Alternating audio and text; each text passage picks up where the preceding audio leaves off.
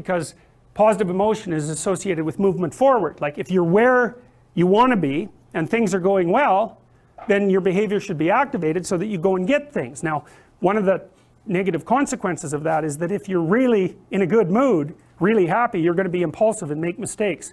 You know, because you hear these dough-headed, that's a very minor word, people who are always pushing happiness as the key measure for successful existence. It's so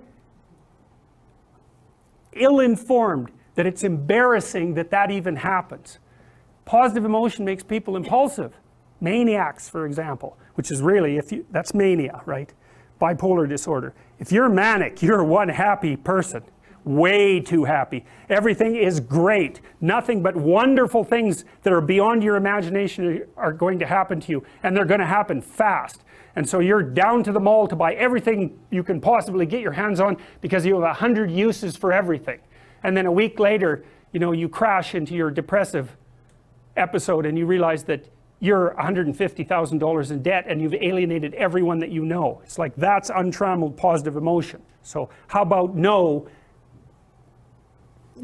A pure index of positive emotion is no way of determining whether or not a system is working properly, even your own system. You need a balance between positive and negative emotions.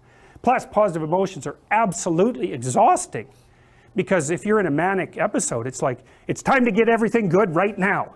Fine, but you won't sleep for a week, and then you die because you just burned yourself to a crisp.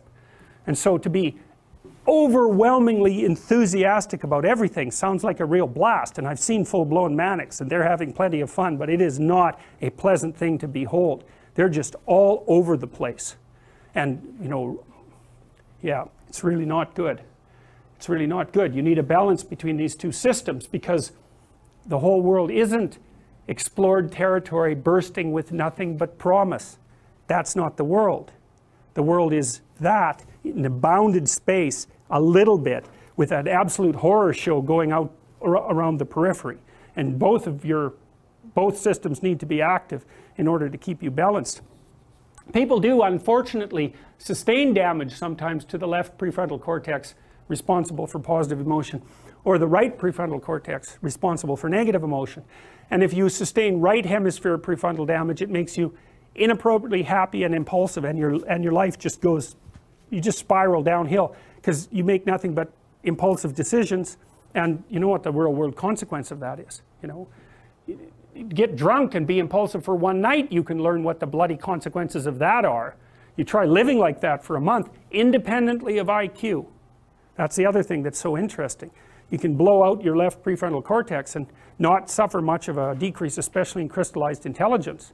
But the fact that you're running on nothing but, your right hemisphere, you're running on nothing but positive emotion is going to auger you right into the ground. And then if you're perhaps even more unlucky and you lose the left prefrontal cortex, then you're permanently depressed, because there's nothing but the unexplored manifesting itself. We know that if you take depressed people and you do EEG analysis, that they have predominant resting right hemisphere EEG activation. And so that's roughly, so why is this? Well, unknown territory, known territory. You think, well, is that real? Well, it's real enough, so that's how your brain evolved. That seems pretty damn real.